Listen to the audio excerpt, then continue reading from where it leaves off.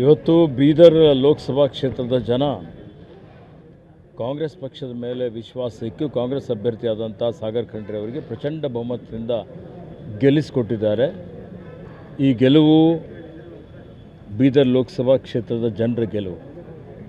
10 ವರ್ಷದಿಂದ ಜನ ರೋಸ್ ಹೋಗಿದ್ದರು, ಬೇಸತ್ತು ಹೋಗಿದ್ದರು.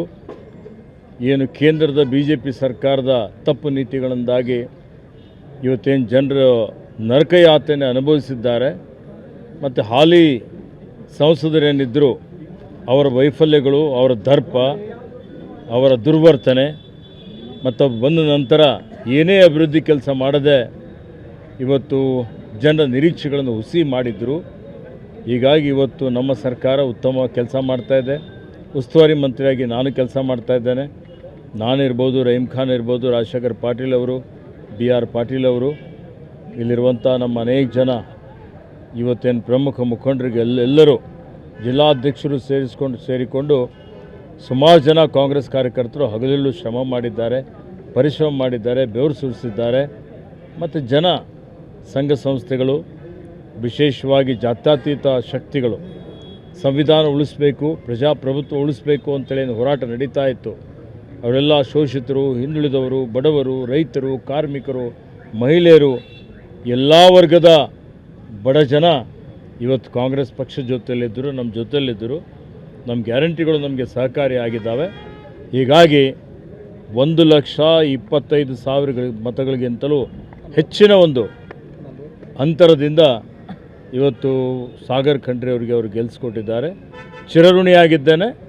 ಅವರೇನು ನಮ್ಮ ಮೇಲೆ ವಿಶ್ವಾಸ ಇಕ್ಕಿದ್ದಾರೆ, ಆ ವಿಶ್ವಾಸ ಇಟ್ಕೊಂಡು ಬೀದರ್ ಜಿಲ್ಲೆ ಸರ್ವಾಂಗೀಣ ಅಭಿವೃದ್ಧಿ ನಾವು ಮಾಡ್ತೀವಿ ಅನ್ನುವಂಥ ಒಂದು ಭರವಸೆಯನ್ನು ಬೀದರ್ ಲೋಕಸಭಾ ಕ್ಷೇತ್ರದ ಜನರಿಗೆ ಕೊಡುತ್ತಾ, ಕೇಂದ್ರದಲ್ಲಿಯೂ ಸಹಿತ ಇವತ್ತು ನೋಡಿ ಭಾರತೀಯ ಜನತಾ ಪಕ್ಷಕ್ಕೆ ಭಾಳಷ್ಟು ಮುಖಭಂಗವಾಗಿದೆ.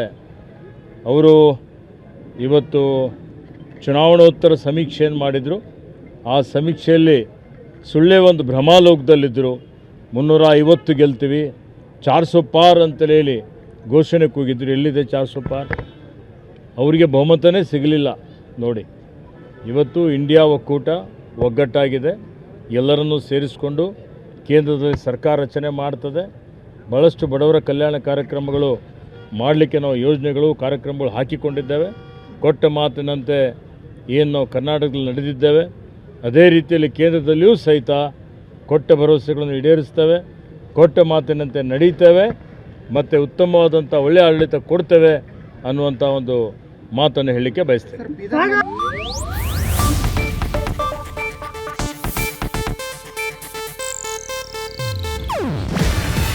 ಇದು ಏಷ್ಯಾನೆಟ್ ನ್ಯೂಸ್ ನೆಟ್ವರ್ಕ್ ಪ್ರಸ್ತುತಿ.